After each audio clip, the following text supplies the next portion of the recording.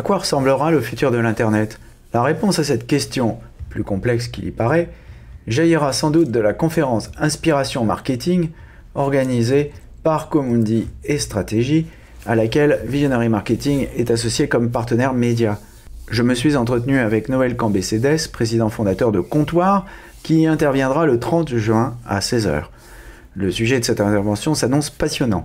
Comment imaginer des produits et développer des marques répondant aux enjeux de demain? Parmi ces enjeux, il y a le fameux Web3. Ce Web3 dont nous avons déjà débattu et sur lequel nous n'avons pas fini de revenir dans ces colonnes. Zoom sur ce sujet avec Noël Cambé-Cédès dans ce podcast qui reprend l'intégralité de notre discussion. Des interviews, des chiffres, des faits, des études. Pas de blabla, ce sont les podcasts de Visionary Marketing disponibles sur toutes les bonnes chaînes de balado-diffusion. Bonjour et bienvenue dans les podcasts de Visionary Marketing. Je suis Yann Gourvenec. Le sujet du jour, Web3, à quoi ressemblera l'Internet du futur? En amont de la conférence Inspiration Marketing, dont Visionary Marketing est partenaire média encore cette année. Voici donc l'enregistrement de ma conversation avec Noël Cambé-Cédès.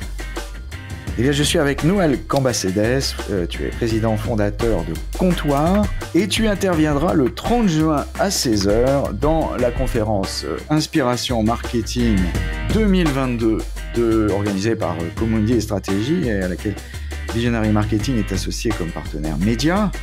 Et donc le sujet s'annonce passionnant. Je le cite ici, comment imaginer des produits et développer des marques qui répondent aux enjeux de demain. Et parmi ces enjeux, Noël, il y a le fameux Web3, le retour, puisqu'on a déjà eu, il y a déjà 10 ans, on nous a servi le Web3, on nous a dit, voyez voir, ça va être le web sémantique, et puis finalement non, ça n'a pas été le web sémantique, c'est devenu autre chose.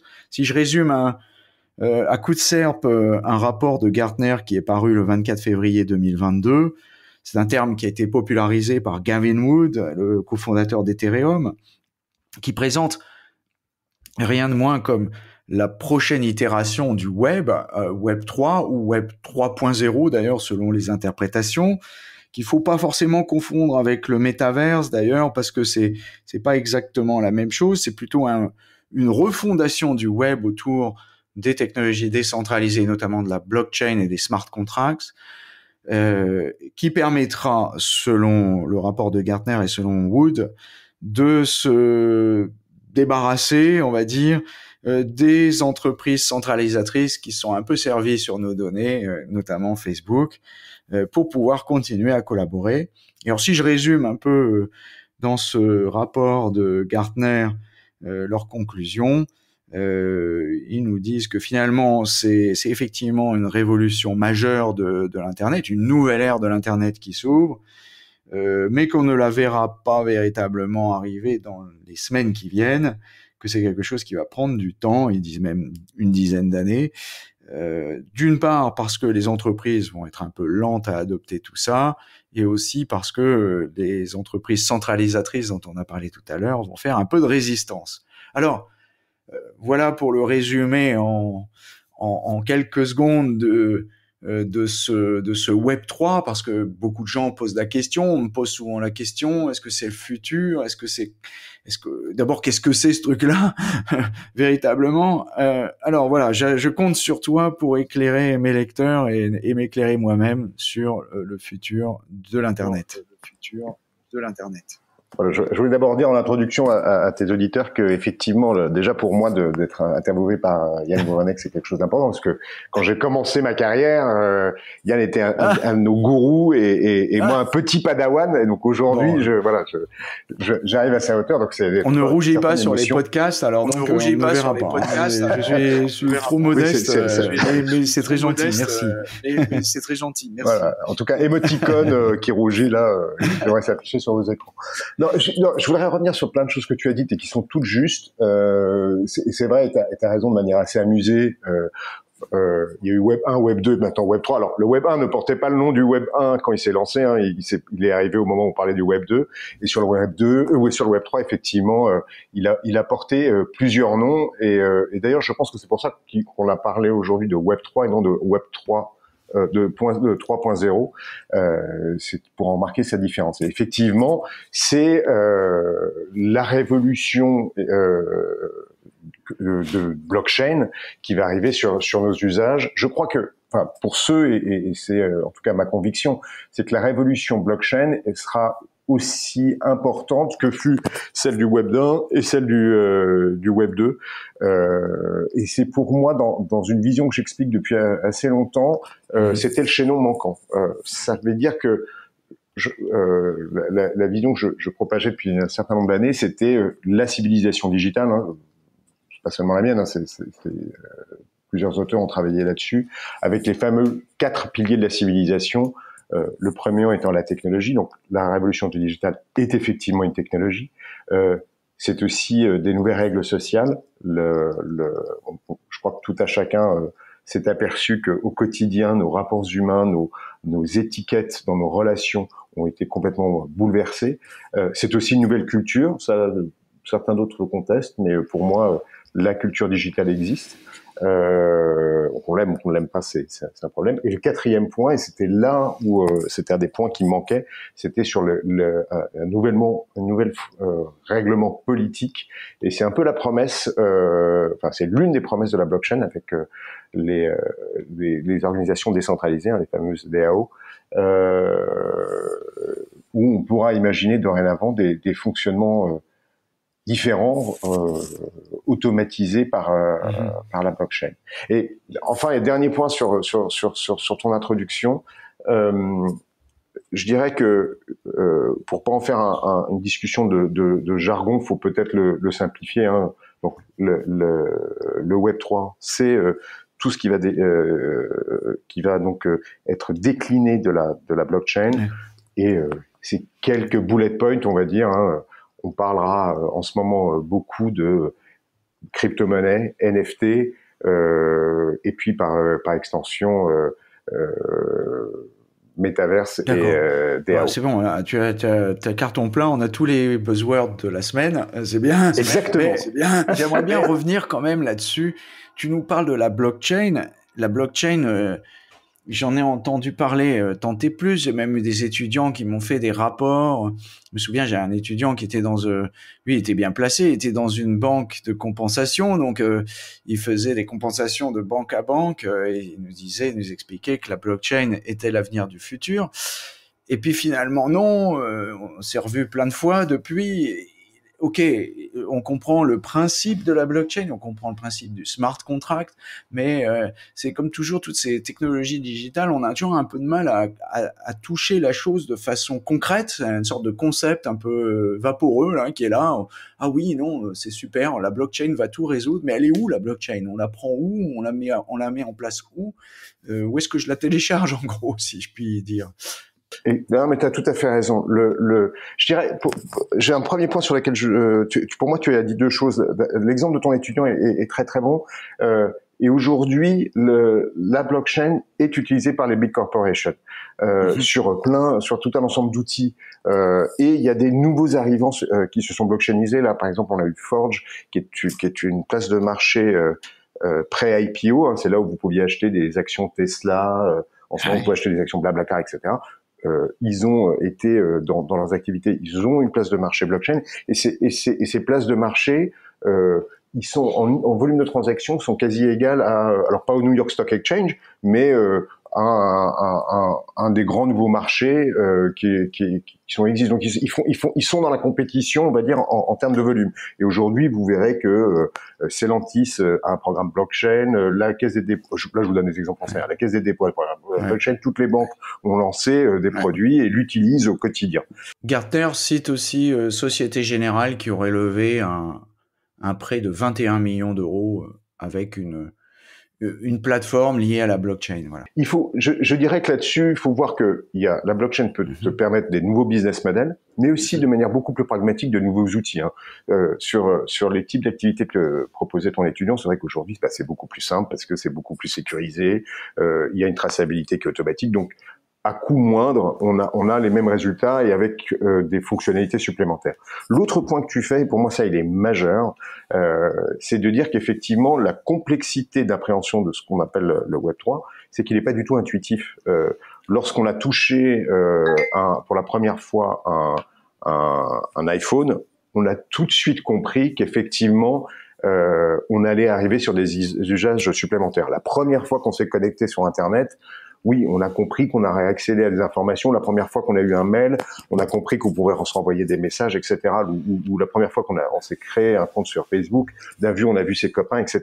C'était extrêmement intuitif. Celui-là l'est beaucoup moins. Et je pense que c'est une des raisons pour laquelle Gartner, qui est pas, selon moi, pas connu pour être, on va dire, enthousiasme sur les périodes de temps, donne une durée de 10 ans. Et c'est vrai qu'aujourd'hui, c'est encore réservé à des gens bon, je dirais pas des geeks, mais au moins des attawats, c'est-à-dire des gens qui n'ont pas peur de la techno pour progresser dedans. Enfin, on est bien au-delà des gens qui n'ont pas peur de la techno. On est dans un monde, finalement, si je reprends le nouveau livre de Václav Smil, où finalement on ne comprend plus comment le monde fonctionne. Et même des gens qui ont été dans la techno, et c'est un peu mon cas depuis 40 ans, mais même plus d'ailleurs, si je compte le temps. Moi, j'ai vu naître l'informatique avec mon père, donc j'ai vu naître toutes ces choses-là.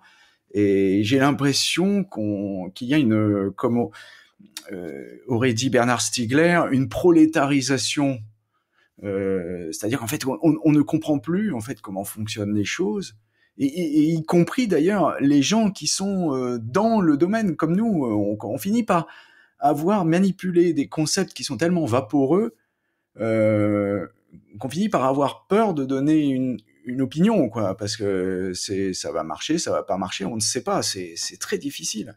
Mais ça, je pense que tu mets le point sur quelque chose de très important et qui est, je dirais, qui doit être au cœur de tout un chacun. C'est-à-dire que c'est la neutralité de la technologie. Et tout le monde se souvient du discours de McLuhan là-dessus, qui déclarait que Hitler était le dictateur ou la vallée des ossements de la civilisation de la radio. Et il demandait qu'il allait être le dictateur de la civilisation de la télévision. Mais il faut qu'on se pose la même question sur ce que j'appelle moi la civilisation digitale, c'est-à-dire sur une nouvelle époque. Et donc, sur tout progrès technologique, il y a une question de savoir dans quel sens ça va aller. Et je dirais d'ailleurs, ça doit nous forcer tout à chacun à s'y intéresser. À y regarder les usages et à se questionner, même à titre personnel, comment cela fonctionne. Moi, je voudrais quand même, pour nos chers auditeurs, sur le phénomène de la décentralisation, ça existait avant le blockchain. Et j'utilise souvent, lorsque j'en parle à des étudiants ou autour de moi, le phénomène qui a été Wikipédia. Wikipédia est une organisation très décentralisée et nous montre quand même qu'il y a des organisations qui fonctionnent sur des principes autres, avec des fonctionnements autres, avec des droits un peu automatisés, comme le promet la blockchain. Je reviens sur ton sujet d'inspiration marketing, comment imaginer des produits et développer des marques qui répondent aux enjeux de demain. Comment vont faire les entreprises qui manipulent ces concepts qu'elles comprennent pas bien, avec des gens qui les comprennent pas bien et qui leur expliquent pas très bien comment ça marche pas. Enfin, l'innovation va devenir quand même très complexe. Alors, c'est là où je te trouve un peu injuste, parce que ça a toujours été comme ça. Souviens-toi, quand on a commencé dans le Web 1 et dans le Web 2, on avait les mêmes réactions. On parlait un jargon, on s'en rendait pas vraiment compte. Ceux en face trouvaient ça ridicule, et on a globalement gagné la guerre, mais j'en étais pas une d'ailleurs, mais nous on s'est plaint que ça allait pas assez vite, et les autres se sont peut-être plaints que ça allait trop vite, mais in fine tout le monde y a été amené. Et souviens-toi, lorsque il y a eu les premières connexions Internet, moi mes clients étaient dans la banque et me disaient mais ça sert à rien, les gens ont pas envie d'aller en ligne pour commander leur chéquier, leur agence est à 2 minutes, notre réseau est suivi en tendance, etc. Enfin, on a toujours eu ces blocages, on a toujours eu ces incompréhensions, et je dirais que c'est aussi notre faute, de pas savoir bien expliquer, de se cantonner sur des jargons ou de pas avoir le temps. Donc ça, je dirais que c'est un phénomène qui a toujours été là. La spécificité du Web3, c'est que c'est vrai que c'est pas tangible, donc c'est beaucoup plus difficile à rentrer. Hein. Je dirais que je vous invite tous à essayer d'acheter soit des NFT, soit des crypto-monnaies. On y passe une demi-journée parce que c'est compliqué, qu'il y a un fameux KYC, c'est-à-dire un processus pour s'inscrire qui est un peu différent de ce qu'on connaît d'habitude. Aujourd'hui, il y a des nouvelles solutions qui permettent de faciliter tout ça, mais on y prend du temps et comme on a pris du temps la première fois qu'on a installé le Wi-Fi chez nous. Donc ça, je dirais, pour moi, c'est pas un phénomène qui m'inquiète. Et en revanche, je dirais pour les organisations, je dirais qu'il y a 4 niveaux d'analyse dans sa stratégie Web3. Et c'est très intéressant pour tout le monde. Aujourd'hui, toute industrie a été touchée par le digital, toute industrie sera touchée par le Web3. Et c'est maintenant qu'il faut au moins commencer en se disant, mais ok, globalement, quels sont les enjeux, comment ça va me toucher et qu'est-ce que je veux y faire. Il y a un enjeu effectivement de nouveaux business models.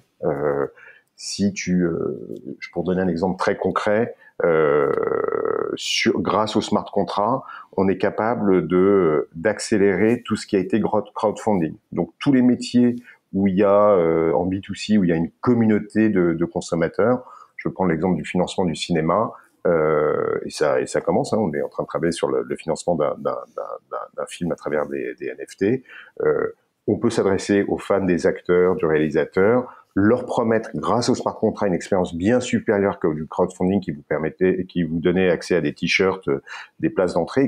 Là, on peut vraiment donner des parts sur les futures recettes du film. Donc, on devient investisseur. Et là, on est vraiment sur un nouveau business model. C'est-à-dire que l'ancien business model de producteur, distributeur, chaîne de télévision et puis aide publique et le bouleversé où c'est le public qui finance les films et non pas la barrière des producteurs ou des distributeurs sur le choix du créatif. Donc le créatif passe en direct avec ses futurs spectateurs. Donc ça, c'est nouveau business model. Nouveau, ça peut être des nouveaux outils. Aujourd'hui, transférer de l'argent à l'étranger, par exemple, c'est extrêmement complexe. La blockchain propose des solutions qui sont beaucoup plus rapides, beaucoup moins chères et bien plus immédiates. Donc, ça, c'est encore un exemple, mais sur plein de métiers, le blockchain va simplifier les tâches et donner de nouveaux services. Le troisième, pour moi, c'est que ça permet des nouveaux financements. On est capable de faire de la prévente ou de donner des parts, non pas sur l'entreprise, mais sur l'activité. Et donc, tous ces sujets de transformation peuvent être autofinancés. Et ça, c'est quelque chose d'important. Et puis, c'est des nouvelles expériences. Je dirais qu'il faut peut-être faire un clin d'œil à la métaverse là-dessus. La métaverse ou l'open métaverse étant la croisée des chemins entre blockchain et VR. Et on va enfin voir la VR réaliser ses promesses. Certainement, la blockchain va les y aider. Le dernier point, je dirais que c'est effectivement tous les changements d'organisation avec les DOA. Là, je dirais que c'est encore quelque chose de très peu mature. Il faut bien regarder les premières expériences. Moi, je trouve ça extrêmement complexe. Et je reprends ton point là-dessus sur la vigilance. C'est-à-dire qu'on est en train de construire, et on l'avait vu aussi sur l'intelligence artificielle, on est en train de construire des choses qu'on ne contrôle plus, et c'est vrai que ça rappelle des mauvais livres ou même des très bons livres de science-fiction, pardon, sur lesquels oui, il y a certainement des règles de contrôle à mettre en place. Ok, bon, on sent qu'il se passe des choses. DAO, tu parles donc pour ceux qui ne savent pas ce que c'est, ce sont les organisations autonomes décentralisées, hein, Decentralized Autonomous Organizations. Ok, bon, il se passe des choses, on comprend pas tout, mais c'est un peu comme toujours, c'est une sorte d'auto-prophétie, c'est une nouvelle technologie, donc on finira par comprendre et en faire quelque chose à force d'essayer de le comprendre. Mais ce que j'aimerais revenir un peu sur Terre avec toi, parce que tu diriges et tu as fondé une agence qui fait de la transformation digitale et tu travailles avec des banques, si j'ai bien compris, BNP, BPCE, Crédit Agricole, Société Générale. Alors on a vu la Société Générale a levé un emprunt de 21 millions d'euros au travers de DAO, justement, d'une plateforme de DAO. Alors, à part cet exemple peut-être un peu atypique, qu'ont prévu de faire ces banques institutionnelles que je viens de citer, ou les autres, pour faire en sorte que justement quand on transfère de l'argent à l'étranger, eh bien ça soit peut-être plus simple, à moins que ce soit pas d'ailleurs un besoin de transférer de l'argent plus simplement à l'étranger, je ne sais pas. Ouais, alors l'application de la blockchain dans les banques, elle est vraiment multi-usage et au niveau d'outils, il y a plein d'outils. Enfin, typiquement, pourquoi? Parce que la blockchain, ça permet la sécurisation, ça permet l'archivage et le point qui était gênant auparavant, qui était les temps de traitement, se sont énormément améliorés. Donc pour les banques, d'avoir des connexions sécurisées avec une totale traçabilité, c'est absolument génial. Donc sur les transferts d'argent, mais aussi sur des futurs contrats. C'est aussi, comme je disais, il y a des premiers exemples de places de marché. Donc évidemment, les banques, ça les intéresse. De pouvoir aussi mettre dans la blockchain des contrats d'assurance, des choses comme ça, etc. C'est certainement une des industries qui va être un des early adopters, enfin qui est un early adopter et qui est en train de travailler dessus. Hein. Elles le diront pas, mais beaucoup sont en train de travailler sur des fonds en crypto-monnaie. Il y a quand même ce qui est très intéressant. Alors, je m'attendais que tu me le serves, et ben je vais le servir moi-même. Donc, tout le monde évidemment parle de l'effondrement des crypto-monnaies là, assez récent, avec une perte de valeur à 50%. C'est sûr qu'il y a plusieurs effets qui sont liés à ça. La crise a certainement été le déclencheur, ou la crainte de la guerre a certainement été le déclencheur. On est sur des marchés nouveaux où il n'y a pas encore de réflexe. On ne sait pas si le sous-jacent, faut regarder les cours de bourse ou d'autres choses. Néanmoins, il y a quand même énormément de choses positives sur les cryptocurrencies. On s'est fait très peur là parce qu'il y avait ce qu'on appelait une crypto stable qui s'est effondrée. Donc la crypto stable, c'était une crypto qui suivait le cours d'une monnaie, qui suivait celui du dollar. Donc les stablecoins. Les stablecoins, exactement. Il y a une stablecoin qui s'est effondrée, hein, donc qui vaut, je crois, 0,9 cents. Parce qu'elle était mal backupée en fait, et il y en a une autre, elle, qui se maintient et qui a toujours une promesse assez forte. En France, il y a un projet d'un euro stable fait par des institutionnels, donc on voit bien qu'il y a quand même dans la sphère, sur la place de marché de Paris et la place financière, il y a un engagement sur la technologie blockchain, tant sur les cryptocurrencies que sur les outils que permettent la blockchain, les smart contracts, etc. Donc, retenez quand même que il y avait cette phrase en anglais, blockchain is here to stay, dans le sens où c'est une technologie qui va se maintenir. Tiens, c'est une question que je pourrais te poser d'ailleurs, c'est vrai que moi j'entends de moins en moins le débat entre est-ce que ça va être blockchain contre les ordinateurs quantum, oui. Moi, j'entends plus ça. Aujourd'hui, quelque part, la blockchain s'est imposée, ça marche déjà. Il y a des usages, on commence. Voilà, la dernière étape, c'est de voir sa boutique en Main Street. Oui, oui. Oui, c'est vrai qu'on parle moins de l'informatique quantique. Enfin, ça reviendra. Alors, il y a quelque temps, c'est pas très vieux. C'était en 2021, vers la fin de 2021 même. Mon ami Michel Vol, qui a écrit un article, enfin pas plus qu'un article, a écrit un bouquin avec tout un collectif qui s'appelle la tectonique des monnaies. Hein. Ça a été publié au milieu de l'année 2021, nous prédisait finalement la disparition ou tout moins la minorisation des crypto-monnaies telles qu'on les connaît aujourd'hui, et notamment du Bitcoin, au profit des monnaies virtuelles institutionnelles, l'euro, le crypto-euro ou le crypto-yuan qui existe déjà, lui, ou le crypto-dollar qui est un petit peu plus nerveux que le crypto-euro d'ailleurs. Bon, finalement, c'est pareil, toutes ces choses-là, ça va prendre du temps, peut-être 10 ans, 15 ans, 20 ans, je sais pas. Là, je dirais que pour moi, la crypto-monnaie, d'ailleurs, c'est le sujet qui m'intéresse le moins d'ailleurs, mais c'est vrai que aujourd'hui, on a des crypto-monnaies qui se sont installées avec différents types de fonctionnement. Mis à part, je dirais, à mon avis, c'est conjoncturel. Hein, ça a permis de nettoyer les choses qui étaient des fausses promesses sur les stablecoins. Ça a amené quand même des avantages très importants pour tous les pays où il y avait le contrôle d'échange. Je pense que ça a énormément aidé. Donc il y a comment dire. des premières choses qui arrivent. On est un peu perturbé parce qu'on ne retrouve pas les vieux schémas de fonctionnement. Typiquement, il y avait le principe de que la mauvaise monnaie chasse la bonne. Et ce qui a certainement fait que les crypto-monnaies ont connu une croissance très très forte, hein. La croissance amenant la croissance, c'est-à-dire que ça devenait de la thésaurisation d'acheter des bitcoins. Aujourd'hui, ça s'est cassé la gueule. Donc le problème du crypto-monnaie, c'est que son usage au quotidien n'est pas tout à fait possible, hein. On n'a pas encore ça existe, mais c'est pas encore. Même les possesseurs de crypto ont pas encore des cartes de crédit en crypto et font leurs achats au quotidien dessus. Donc ça permet de blanchir de l'argent, ça permet aussi de s'évader du Japon, puisque comment il s'appelle, Carlos Ghosn a utilisé les bitcoins pour payer, je crois, un tiers de son enlèvement.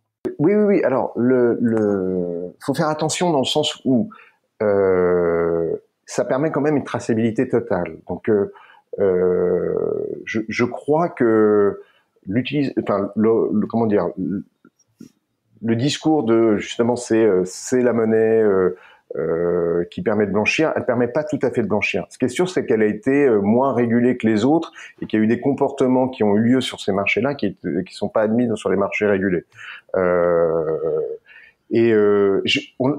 Je recherche une étude là-dessus parce que je pense moi que l'attractivité de tous les pays qui ont un contrôle de change, c'est des masses monétaires beaucoup plus fortes que peut-être les transactions autres.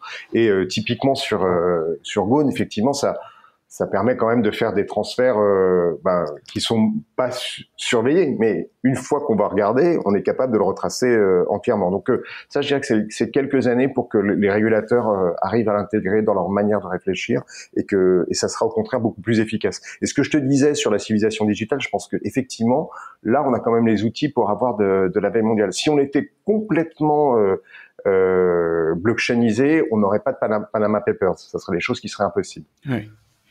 Bon, ce que je crois comprendre finalement de notre discussion, c'est que on est dans un monde en ébullition, il va se passer des choses, c'est difficile aujourd'hui d'être péremptoire, donc il faut faire preuve de pédagogie, essayer de comprendre, essayer de décrypter, sans trop ramener sa science, et puis être humble.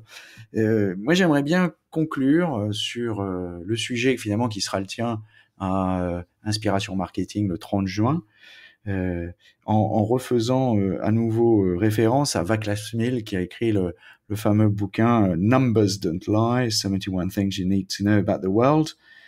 Et alors, il a dans ce chapitre comment les années 1880 ont créé le monde moderne. Il commence sa phrase par selon les membres du culte du e-world, du monde virtuel, la fin du XXe siècle et les 2 premières décennies du XXIe siècle nous ont apporté un nombre sans commune mesure d'inventions profondes. Et en gros, sa conclusion, c'est que nenni, pas du tout. En fait, c'est les années 1880 qui ont tout inventé, qui ont inventé l'ammoniac, qui ont inventé des tas de choses qui sont très scientifiques et qui ont transformer profondément l'industrie, l'agriculture et le fonctionnement du monde moderne. Alors qu'est-ce que tu racontes, qu'est-ce que tu réponds à ça? Est-ce que il a raison? Est-ce qu'il faut rester humble? Est-ce que notre monde d'innovation technologique au sens digital du terme est à relativiser, ou est-ce que au contraire il va apporter une vraie révolution au sens de celle qui a été apportée en 1880. Écoute, je dirais que il faut toujours, enfin notre approche à nous, c'est effectivement de toujours rester humble. On est face à des choses, des grands mouvements, et j'espère que ça ne sera pas une révolution. Et si on regarde ce qui s'est passé là sur ces dernières années, c'est effectivement des transitions accélérées. Je dirais qu'il faut rester curieux et positif, et c'est ça le plus important. Peut-être pour sortir du débat et dire que au-delà de tout ce qu'on est en train d'inventer et de vouloir faire, l'important dans la vie c'est d'être heureux, Et je pense que ces nouveaux outils doivent nous aider à être plus heureux. Moi, je vois que les organisations sont beaucoup plus décontractées qu'auparavant. On a tendance à l'oublier dans le tracas du quotidien. Mais je trouve que l'agilité, par exemple, a amené beaucoup de choses au sein des entreprises, des hiérarchies moins marquées. Et si on regarde comment on travaillait il y a 30 ans et aujourd'hui, je crois que tout le monde a noté quand même un progrès dans la gestion du travail, dans son rapport à ses collègues ou même à ses clients. Donc là, c'est quelque chose d'important. Et j'irais aussi un autre point et qui, à mon avis, est positif, c'est que sur tous les sujets qu'on a connus, Web 2, et puis maintenant Web 3, oui, effectivement, c'est compliqué parce qu'il y a du jargon, parce qu'il y a de la techno, parce que c'est pas intuitif, parce qu'il faut s'y penser, que parfois on trouve que c'est du vent ou c'est du blabla. N'empêche que il n'y a pas de condamnation et le plus important, c'est de faire le premier pas. Je racontais ça parce que lorsque je parlais justement à un de nos clients sur sa stratégie Web3, comment elle devait s'organiser, lui, il me répondait, et on parlait typiquement là, du sujet des nouvelles types d'expériences avec la métaverse. Il disait, mais sur quelle métaverse je dois aller? Qu'est-ce que je dois faire? Et moi, ma réponse a été de dire, mais si vous regardez les e-commerçants de la première vague, les e-commerçants sont restés. En revanche, ce qui n'est pas resté, c'est les premières solutions d'e-commerce. Les OneCommerce, toutes ces choses-là, toutes ces solutions ont disparu. Il y en a d'autres aujourd'hui. Ce qui est resté, c'est les e-commerçants. Et je prends même l'exemple de SNCF qui s'est au début souvent trompé sur les types de technologies qu'elle choisissait. Ils sont restés sur Flash des années, ont développé tout leur e-commerce sur Flash, et ça a été un chantier gigantesque qui leur a demandé énormément de ressources. Mais aujourd'hui, quand bien même ils sont complètement changé technologiquement, ils sont le premier e-commerce en français. Et donc le sujet, c'est de faire le premier pas. Et même si vous partez dans la mauvaise direction, vous arriverez à bon port parce que au moins vous êtes mis en mouvement. Et qu'importe si si c'est pas complètement une révolution, s'il y a beaucoup de blabla, le Web3 et la décentralisation, c'est un sujet passionnant. Et faites un premier pas et vous verrez. Vous prendrez un chemin heureux vers des transformations qui seront positives pour les entreprises, les marques et même à titre personnel. Eh bien voilà une bonne conclusion. Merci Noël. Il faut rester humble face à l'innovation et innovons. Il en restera forcément quelque chose. Nous nous donnons rendez-vous à Inspiration Marketing avec Comundi et Stratégie le 30 juin à 16h. Merci à toi. Surtout, n'oubliez pas de mettre une bonne note à ce podcast si vous l'avez apprécié.